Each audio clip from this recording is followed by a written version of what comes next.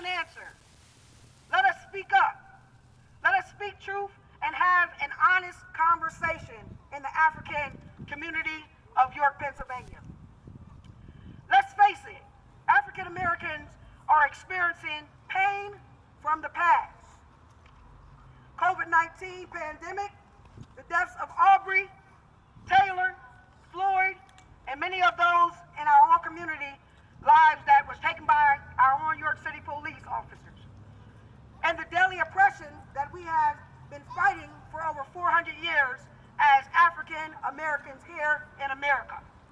We have come together so that we can discuss our common problems and come up with some common solutions.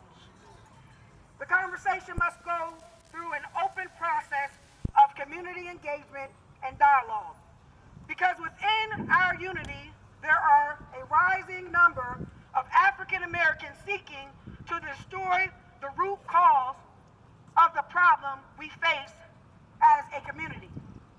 So let's get a clear understanding of the one thing before we start our conversation. Every mouth that speaks is not really talking with us, because sometimes people are talking at us and not with us. I'm going to say that one more time. Every mouth that speaks is not really talking with us, but sometimes people are talking at us and not with us. When there is not effective communication, it only fuels the frustration and conflict of our community.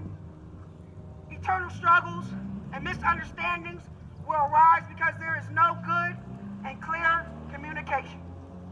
Let's understand that communication is important. I'm talking about communication, y'all.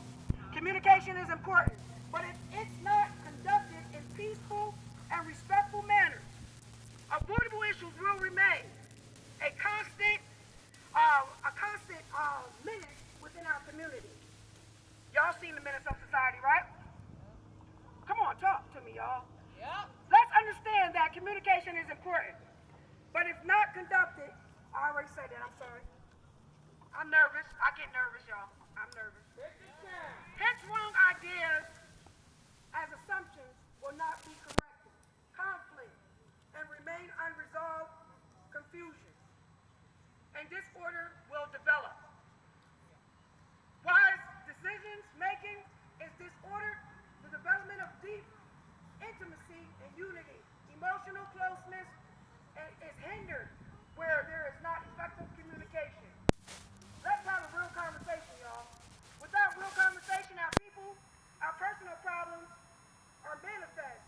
In the abuse of effective communication, we can have all the money in the world. But if we don't have effective communication, we will not have any effective relationships or outcomes as a people. African Americans must collaborate our collective efforts and refuse supporting any businesses, schools, banks, and the list can go on, that does not stand in unity with to end the universal public racism of African American people. Bribe the African American people, I believe that. We are called by God for a very important purpose today. That's why we're here. 2 weeks ago, among millions of people around the world, witnessed the police lynching of George Floyd with a knee on his neck while being told to get up and walk and stop resisting.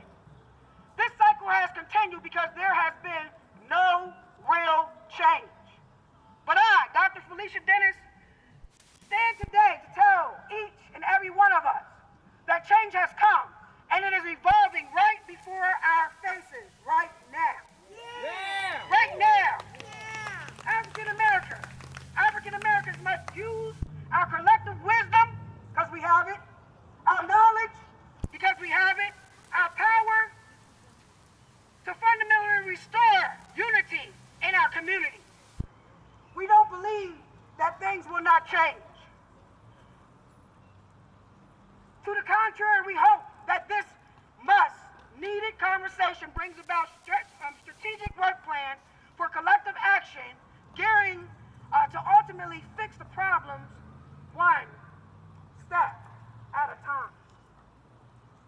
Black lives, we must understand that our conversation is not a text or a DM, but we must directly speak one to another so that we are not easily misunderstood, for it's not a face-to-face conversation. We must have a direct exchange of ideas, whether we are young or old. It's imperative that the African American community of York, Pennsylvania stands together. The conversation drives our social, policy, and participation in self-government processes for agreement building. We have to agree, y'all. We have to come together and we have to have the conversation. So the dialogue must go both ways. And that's not just us talking, but us also hearing the rebuttals of others with opposing views within our community. And that's why we're here tonight, because we come together as a community, even though we're standing here for our African American for justice.